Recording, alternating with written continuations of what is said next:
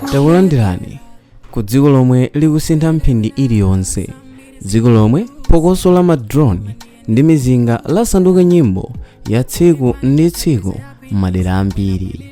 Pamene tikulowa mwezi wa Meyi mchaka chino cha 2026, mbiri ya dziko lapansi ikulembedwa ndi magazi, chisulo komanso nzeru za mchipinda cha nseri.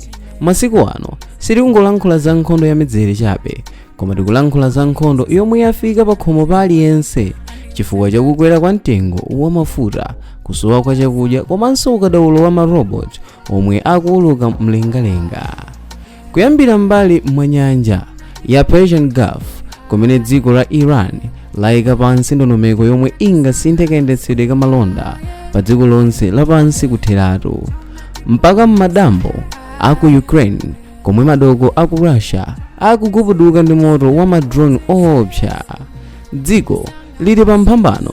Kodi mfundo 14 za Iran ndiye ki ya mtendere kapena ndi mbeza yofuna kukola chuma cha mayiko akumadzulo? Nkhani ya lero tikutambasula zinsinsi zonse, tikufufuza zida zatsopano monga Skyhammer, komanso tikuona chisoni chomwe chili ku Sudan, kumene nkhondo yoyiwalika ikukankhira mamiliyoni a anthu ku phompho la njala. Khalani tcheru pamene tikuwunikira nkhani zazikulu zomwe zikugwetsa komanso kudzula maufumu a masiku ano.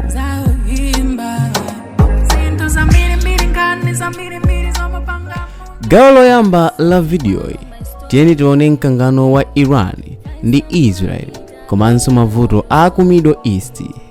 Dziko la Iran lapereka ndondomeko 14 zatsopano zomwe zikuyenera kuthesa nkhondo, koma ndondomekoyi yabweretsa mikangano ina yatsopano pa nkhani ya chuma pa dziko lonse. Mfundo imodzi yomwe yakuyitsa mayiko akumadzulo aku West ndi yoti Iran ikufuna kuyamba kulipiritsa msonkho wa war reparations pa zombo zonse za malonda zomwe zikudusa pa Strait of Hormuz. Malowa ndi ofunika kwambiri chifukwa pafupifupi 20% ya mafuta onse omwe amagwiritsidwa ntchito pa dziko lonse amadutsa pamenepo. Iran ikunena kuti dziko lililonse lomwe lili kumbali ya adani awo liyenera kulipira ndalama zambiri kuti zombo zawo zidutse apo ayi njirayo itsekedwa. President wa US amene ndi Donald Trump wanena mosapita mbali kuti mfundozi nzosavomerezeka, ndipo walonjeza kuti asilikali amadzi a US apitiriza kuteteza njira za malonda. Padakali pano ku Lebanon, gulu la Hezbollah likupitiriza kuponyera mizinga ndi asilikali a Israel kumalire akumpoto, zomwe zikupangisa kuti anthu ambiri asamuke m'mizinda yawo. Ngakhale Iran ikunena kuti ikufuna mtendere, akatswiri nkhondo akuona kuti ikungofuna nthawi yoti ikonzenso zida zake zomwe zidawonongedwa m'mbuyomu. Mtengo wa mafuta pa dziko lonse ukusintha tsiku ndi tsiku chifukwa cha mantha akuti njira ya Hormuz ikhoza kusekedwa kotheratu. Koma mwina timayenera timvetsetse bwinobwino mfundo 14 zimene dziko la Iran lapereka. Mfundo 14 za mtendere ndondomeko ya Iran mu mwezi uno wa Meyi mchaka chino cha 2026.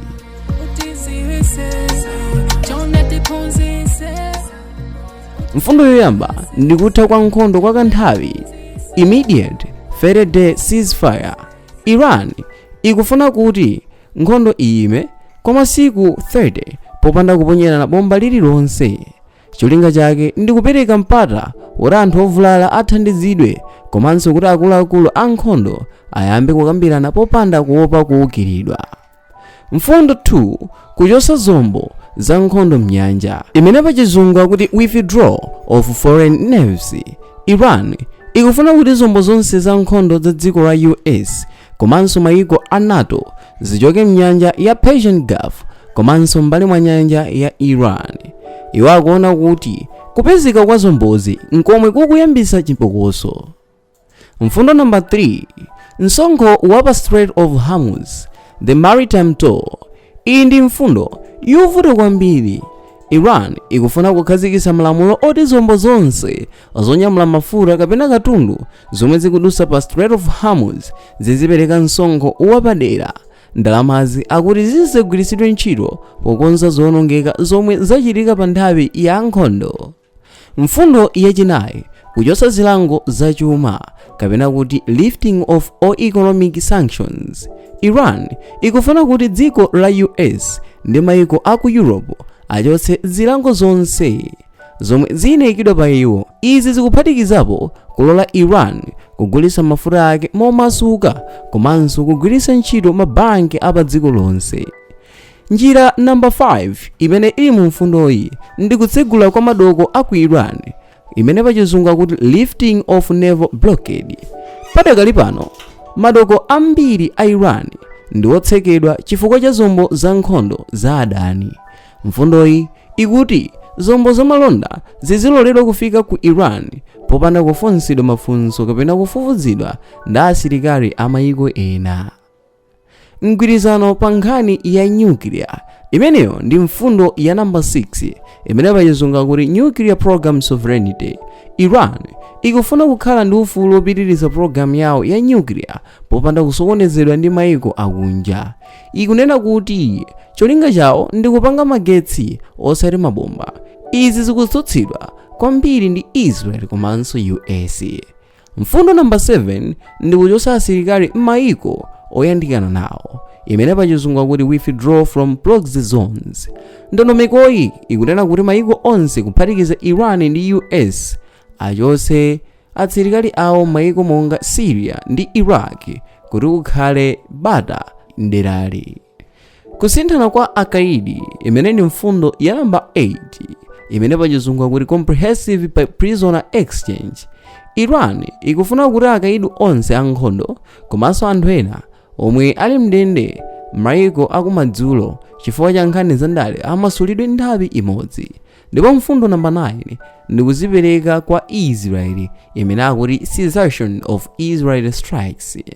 Imeneyi Iran ikufuna chitsimikizo chakuti dziko la Israel lisiye kuwukira atsogoleri a Iran komanso malo awo a sayansi kapena asilikali pansi pa njira iliyonse. Mfundo number 10 kukhazikitsa bungwe loyang'anira nyanja imene akuti Regional Maritime Security Council.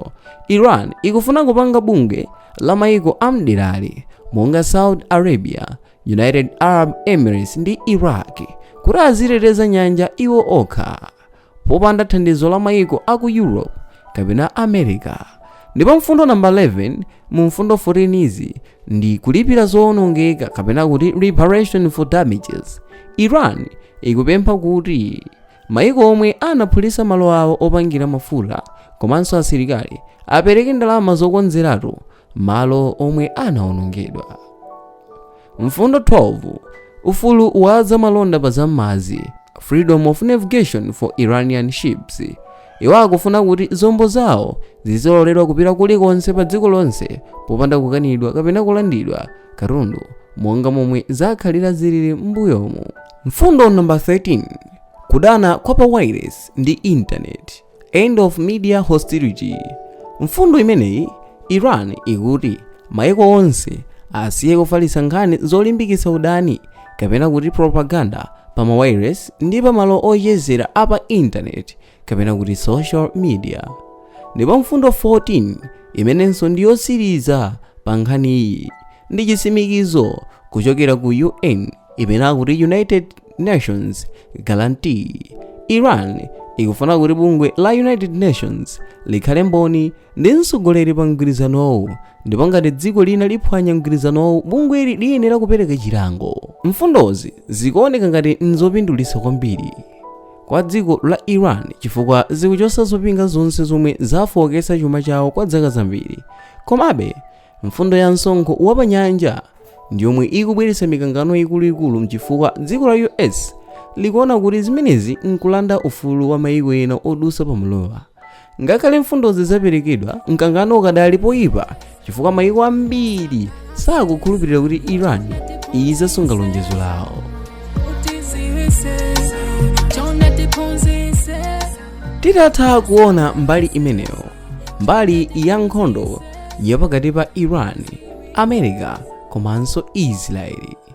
Tiyeni tione mbali ya gawo lachiwiri limene ndi gawo lokhuza nkhondo ya Ukraine ndi Russia komanso njira zatsopano zomenyerana. Ku Ukraine, nkhondo yasintha maonekedwe pamene dzikoli layamba kuwukira madera a Russia omwe ali kutali kwambiri ndi malire.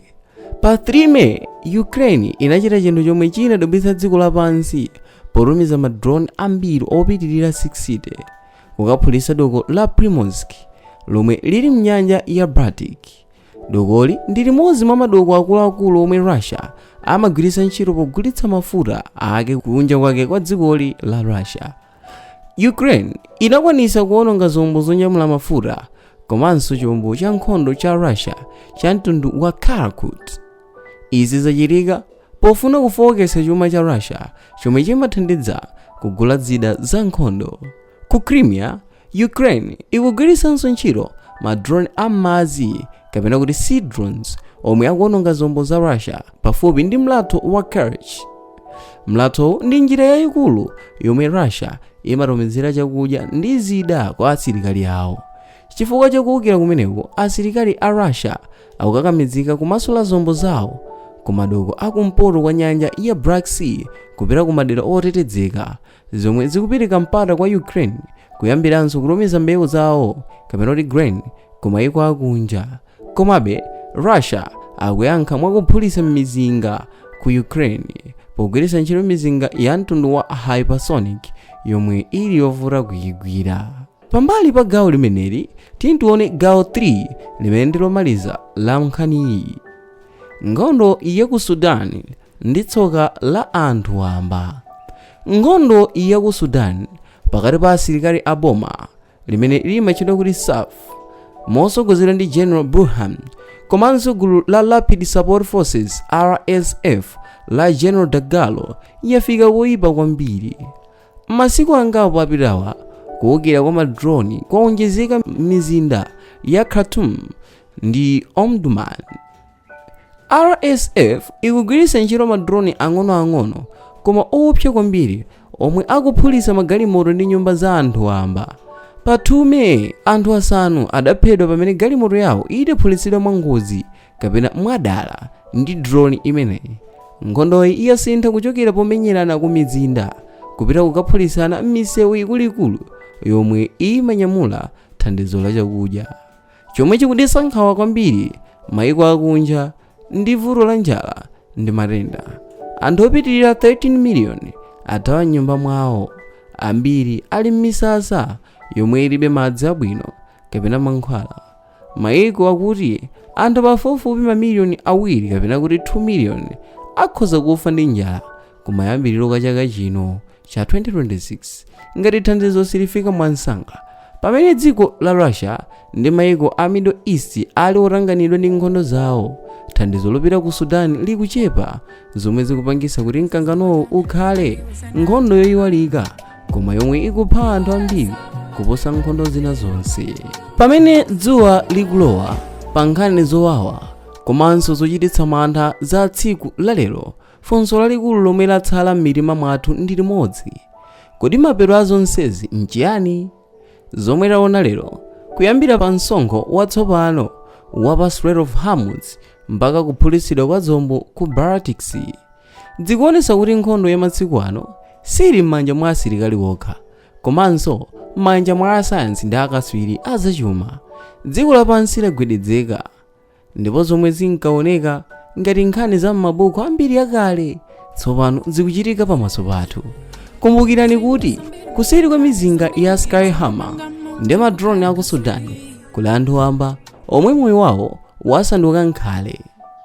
Pamene mayiko amphamvu akukambirana mfundo foreign za mtendere, ife tikhala pano kukupatsani zoona zonse popanda kubisa kalikonse, ndipo musaiwale kukhala maso chifukwa m'dziko lino la mchaka cha 2026 chiziwiso ndiye chida chokha choteteza tsogolo lathu. Zikomo chifukwa chokhala nafe mpaka kumapeto kwa nkhaniyi, ndipo tikumana mu nthawi ina pamene tikhalenso tikupitiriza kufufuza komwe dziko lathu likupita. mtendere ukhale nanu komanso tcheru chikhale m'mitima mwanu. Pitirizani kuonera mavidiyo osiyanasiyana pano pa Sam Mavita, ndipo mvidiyo mtsiku la lero mudali ndine wanu wa nthawi zonse Mike Thompson.